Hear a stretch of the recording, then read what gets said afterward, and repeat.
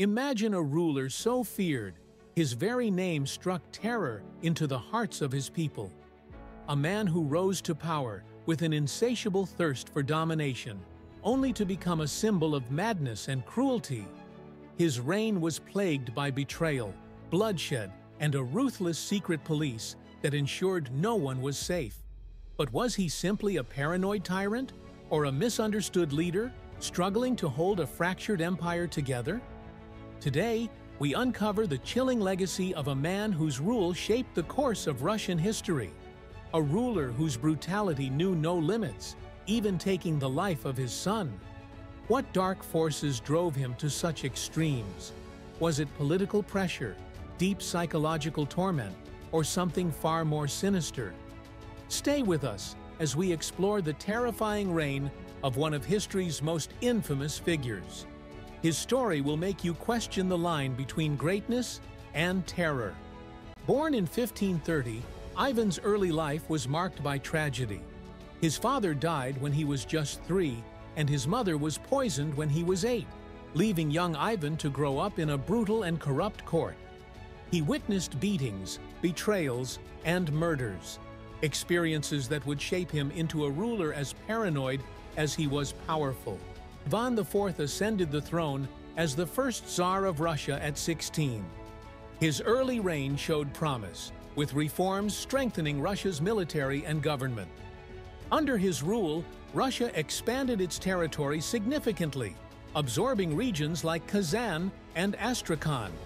This period of territorial conquest saw Russia emerging as a powerful empire, giving Ivan a legacy of greatness.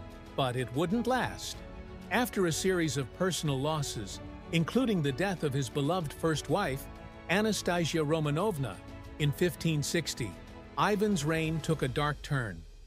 Many historians believe that this loss fueled his paranoia. He became increasingly paranoid, fearing plots against him from both the nobility and foreign powers.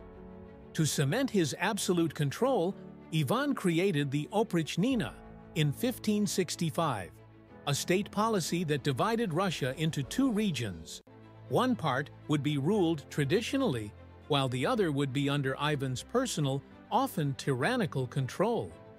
The Oprichniki was characterized by a brutal secret police force, the Oprichniki, that carried out violent purges of the nobility, or boyars, and anyone suspected of disloyalty. This era saw the decimation of entire towns and noble families. Ivan's violent paranoia was in full display, and it forever changed the fabric of Russian society. Their most notorious act? The Massacre of Novgorod, 1570. The most infamous atrocity of the Oprichniki occurred in the city of Novgorod, one of Russia's most important and prosperous trading centers. Ivan believed that Novgorod's elite were planning to defect to the rival state of Lithuania. In response, Ivan ordered a brutal invasion of the city, where the Oprichniki carried out widespread massacres. Thousands of Novgorod's inhabitants, including women and children, were tortured, drowned, or executed. The city never fully recovered from this devastation. But was this the work of a ruler protecting his empire? Or the actions of a mind slowly unraveling? But the most infamous event of Ivan's life occurred in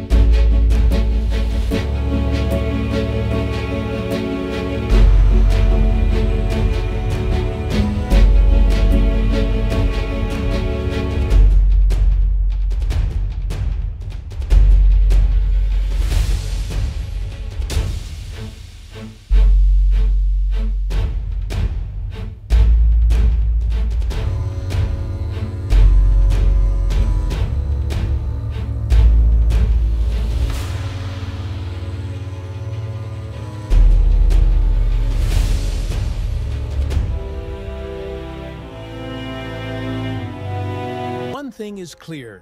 Ivan's brutal actions were not just political. They were deeply personal. The tragedy of killing his son encapsulates the emotional turmoil and growing instability that defined the later years of his reign. Although Ivan the Terrible's reign was marked by violence, it also laid the foundations for the centralized Russian state. Under his rule, Russia expanded its borders and its cultural influence grew, and even instituted important reforms. But his increasing brutality, culminating in the murder of his son, overshadowed these achievements. Ivan's legacy is one of paradox. He is remembered as both a nation builder and a tyrant. Ivan the Terrible remains a deeply controversial figure, remembered for both his conquests and his cruelty. His story is a chilling reminder of how personal loss, paranoia, and unchecked power can push even the most powerful rulers to commit unimaginable acts. As we continue to study and debate Ivan's life, one question remains. Was he a victim of his circumstances or a ruler consumed by his inner demons? Let us know in the comments below. Thank you for watching Curious Atlas. If you enjoyed this exploration of history, don't forget to subscribe for more deep dives into the world's most fascinating stories.